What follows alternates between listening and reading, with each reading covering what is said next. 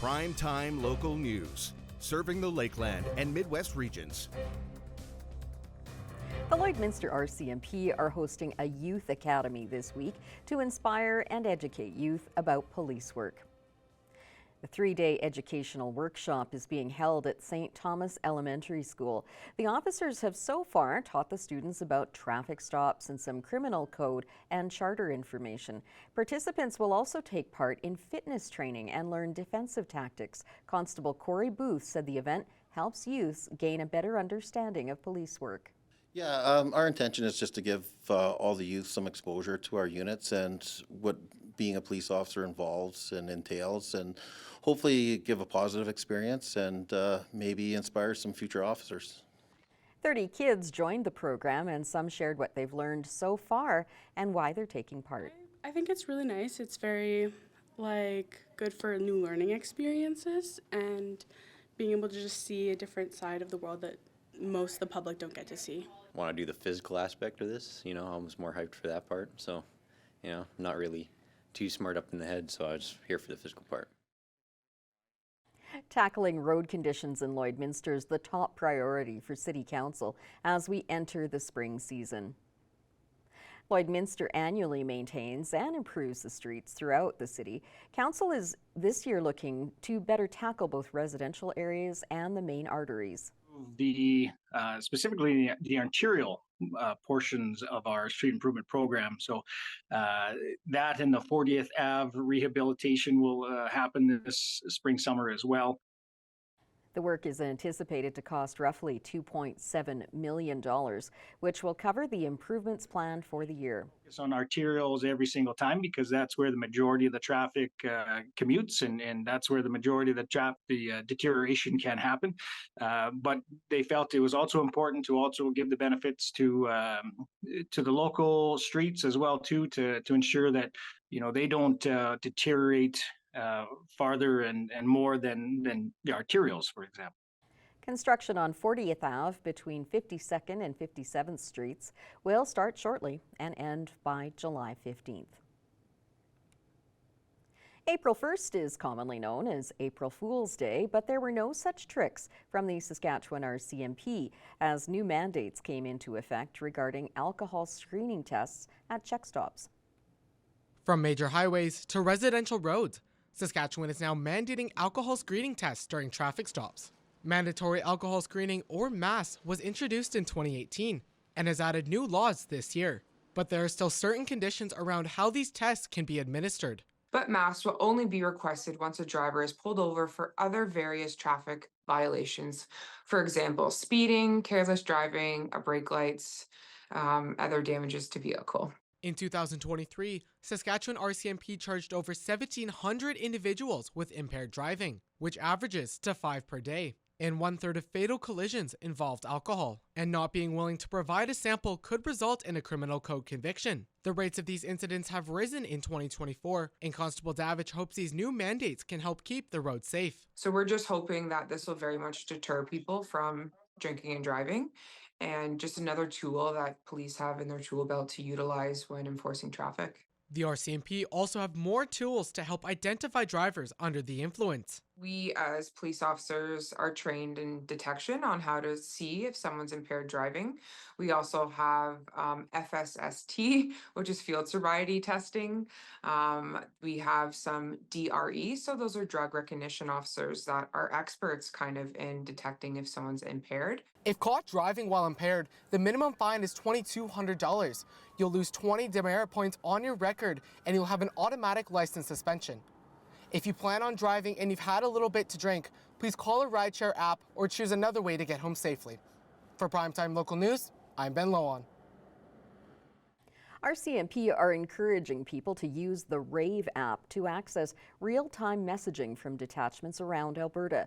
The recovery of thousands of dollars worth of stolen property last month by the Wainwright detachment was made possible using the Rave mobile safety mass notification system.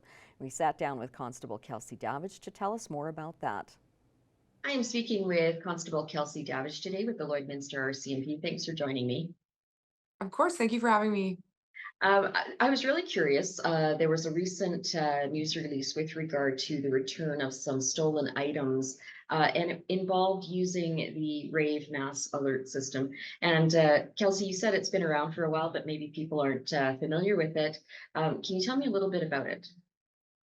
Yeah, the RCMP encourage residents to sign up for the Rave Mobile Safety Mass Notification System.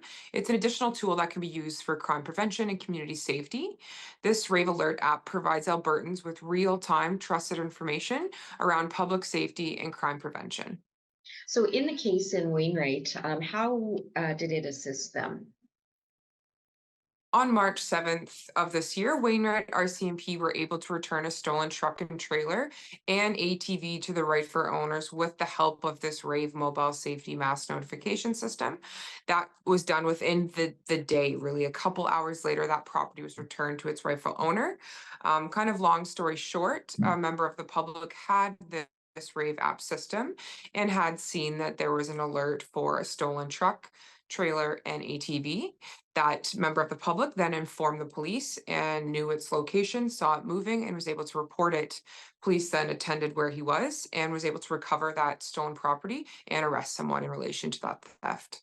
So it does have real life implications for the public. Obviously, it can help them in a lot of ways. Yeah, there's only so many of us out on the road, but there's lots of people out. So with the use of this app, everyone's the eyes and ears for us out like that. And if you see something that's been reported stolen, we encourage people to use this app, download it, and report to police so we're able to return that property to its rightful owner.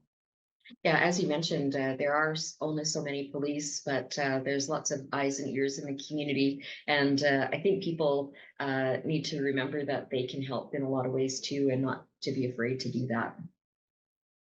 100%. Police and the public can work together to reduce overall crime and improve safety in our communities. Yeah, absolutely. Okay, well, Kelsey, thank you so much for your time today. I do appreciate it. No problem. You have a great day. Callum Hawker joins me now with the weather. And Callum, it looks like we might get a few flurries, or has that changed? There might be some precipitation coming Thursday, Friday, but the last few days here in Lloydminster have been probably the best we've had all year. Super warm, very sunny today, which was nice. Sunny again yesterday too, but yeah, like I said, it could be Thursday, Friday having some flurries. But looking at today, just unbelievable. You know, maybe some getting excited for golf season as it is approaching. 14 degrees here in Lloydminster. A little cloudy tonight, but for most of the day has been pretty sunny all the way around. And then humidity coming in at 33%, with some winds at 24 kilometers an hour, but that really isn't affecting the wind chill here in the border city. Then as we look across the region here, everything pretty similar. We see some places with some really warm temperatures here. Looking up in Cold Lake, 15 degrees there, 16 in Bonnyville, 17 out in Lac La Biche, 17 in St. Paul, 15 in Marwayne, 15 in Lloydminster here, 17 in Vermilion, and then 20 both in Vegreville and Wainwright. And then Provo sitting at 18 with Edmonton way out at 19 here. So seeing some warmer conditions across Alberta here. And then looking on the other side here in Saskatchewan, Pierceland at 15, Green Lake and Meadow Lake both sitting at 13 degrees. St. Walburg up at 14, Maidstone and North Battleford at 9, Macklin at 18, and then all the way up in Isle La Crosse sitting at 11 degrees currently. Then looking at tonight's forecast in North Battleford, some overcast this evening, but it's not even going to drop into those negative digits. Just sitting at 0 will be the low, with some winds coming at 22 kilometers an hour, but you know, these places have seen a lot more aggressive winds in weeks past. Looking over at North Battleford for tomorrow, be pretty similar to what they experienced today, a high of 14 degrees. Partly sunny and mild, you know, some breezes coming in the afternoon with that 24 kilometers an hour winds, but another beautiful day in North Battleford tomorrow. Looking at Cold Lake tonight, 3 degrees there, partly cloudy, not many winds out there as well, so a nice, you know, solid evening in Cold Lake. Looking at their forecast for tomorrow, high of 10, won't be as sunny as they experienced today and as we've experienced here in the border city. With some clouds coming in and not too much wind at 17 kilometers an hour. And then we look at tonight in Lloydminster, low of 2, so again, not dropping under that negative mark there, and some clouds coming out and winds actually going down to 20 kilometers an hour. And then we look at tomorrow's forecast here. 6 a.m. when you wake up, 2 degrees. Going into noon will be a little cloudy at 10, but still very warm. 6 p.m. will be 8 degrees, and then midnight is at 1. And then as we look at the 3-day forecast, like I said, Thursday and Friday could see some rain and potential snow showers. High of 5, low of -1 on Thursday. Friday, a high of 8 and a low of -2 with 55% chance of showers. That's all for your first look at our weather report. We'll have some more news with Leanne after the break.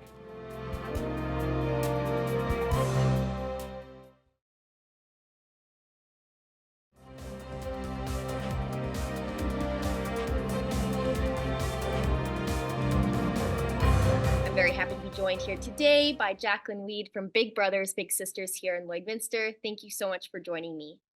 Awesome. Thanks for inviting us. Of course, this is a very exciting topic. I'm very excited about it as well. It's your annual Poutine Week fundraiser, and it's fast approaching. On April 11th is the day that it starts. So go through what is in store for Poutine Week and the restaurants that are involved and all that fun stuff. So Poutine Week starts on Thursday, April 11th. And the reason we chose that day is because it is National Poutine Day across the country. So we thought, what a great day to kick it off.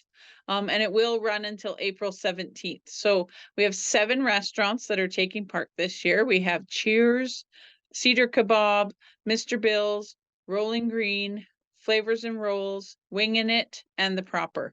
So lots of choices for everybody. Some are doing one, some are doing more than one. So we will be posting those menus tomorrow on our social media so people can plan their route, or, some you might have to go on one day depending on when they're open. So just so you can plan your poutine adventure.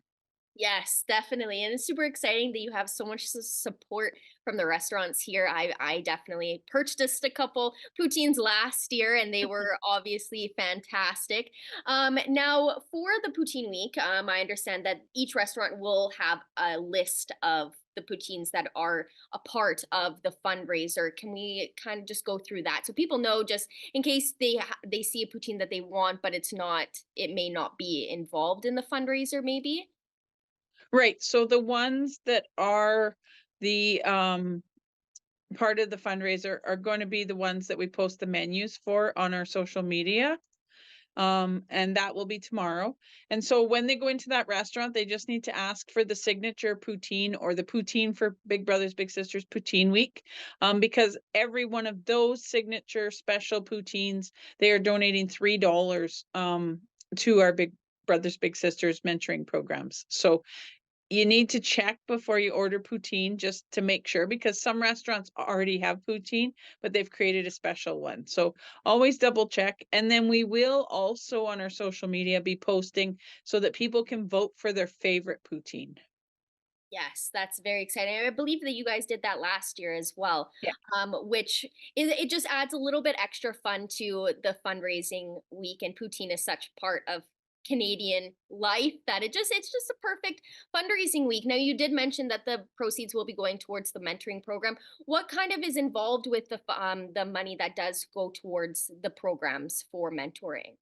So the money for the mentoring programs, what that entails is it's just the recruiting of the volunteers, the screening and training, the intakes for the families, then the actual matching, and then supporting them along that journey in their relationship and their friendship that develops. So it's a multi-step process. So every bit helps our agency to be able to create those life-changing relationships. For sure. And is there anything else that you would like to add that I may have missed? No, I just encourage people check out the menus because there's a wide variety. So if you don't eat beef, there's some with chicken, there's just such a variety this year. I encourage everybody to check them out. Yes, it's a very exciting week and a very fun fundraiser as well, for Big Brothers Big Sisters. So thank you so much for joining me, and I wish you the best of luck for this year's Poutine Week. Thanks so much. And we just want to remind people about the voting. The restaurant does get a prize and a certificate. So definitely they will have the details in each restaurant of how to vote. Send us pictures. If you can't get the QR code to work, message our Facebook page and send it to us, because we do keep track, and we will be announcing who the winner was for the favorite poutine. So do please vote. Yes, get involved. That's very exciting. And I hope this year is the best fundraiser yet for you guys. Awesome. Thanks so much.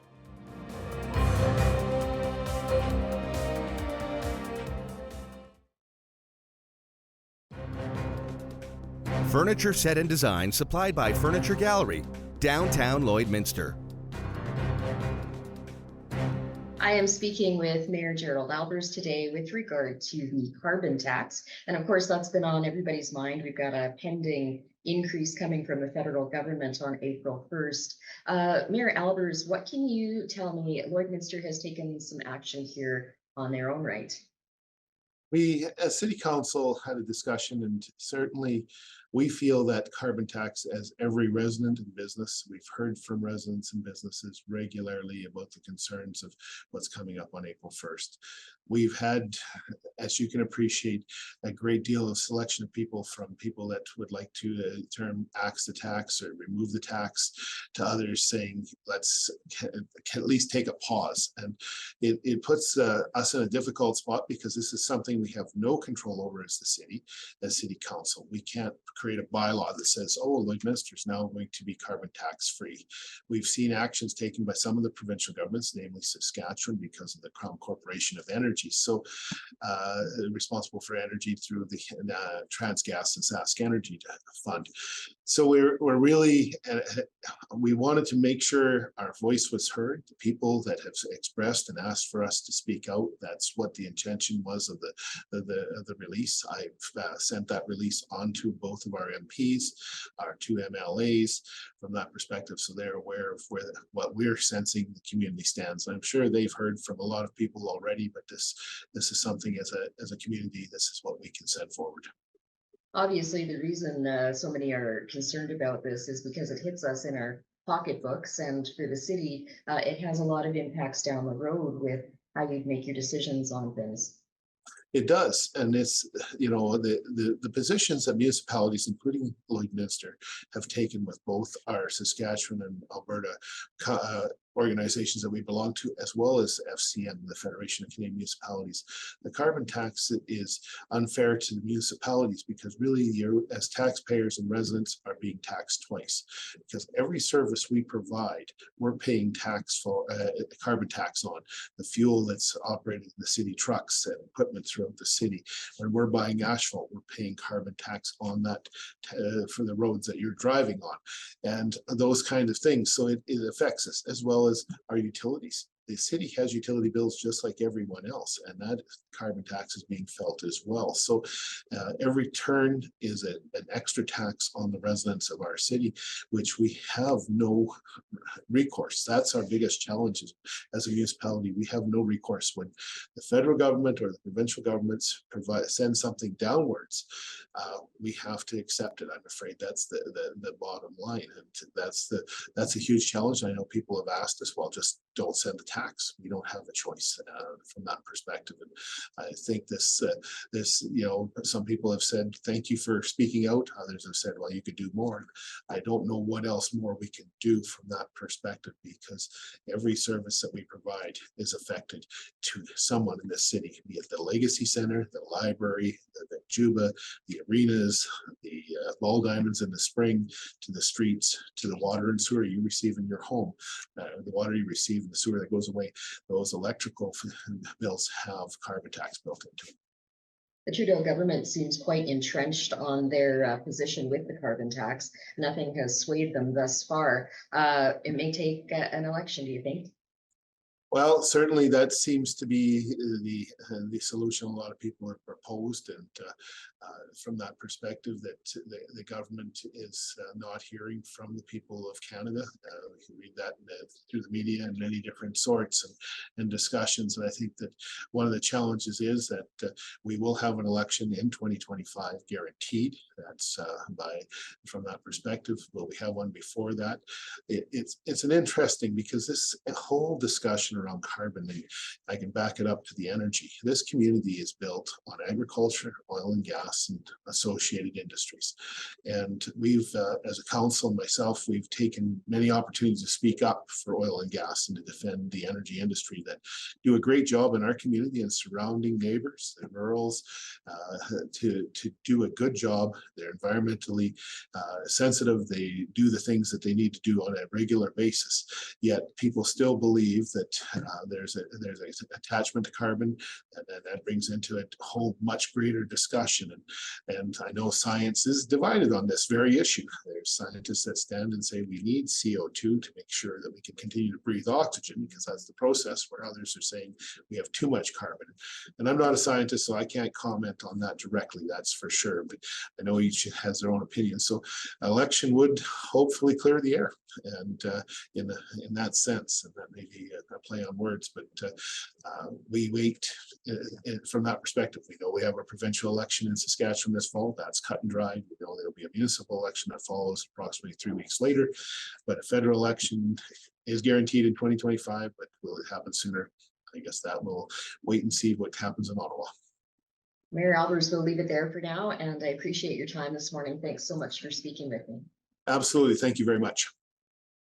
Well, there was some sad news from the entertainment world today. Comedian Joe Flaherty, a staple on the Canadian sketch series SCTV, has died. Flaherty's daughter confirmed to the Canadian press the comedian died Monday after a brief illness. He's best known for starring alongside John Candy, Eugene Levy, and Catherine O'Hara on SCTV, bringing to life characters like Count Floyd. He's also well known for his roles in major films like Happy Gilmore and Back to the Future. He was 82. Yeah, very sad. I love that movie, and especially his role in Happy Gilmore there. It was, you know, sad day in Canada, and especially, you know, in our industry as well. Yeah, for sure. I was lucky enough to see him on the original SCTV, so feel very fortunate. That's our news for tonight. Thank you for joining us. Have a good evening.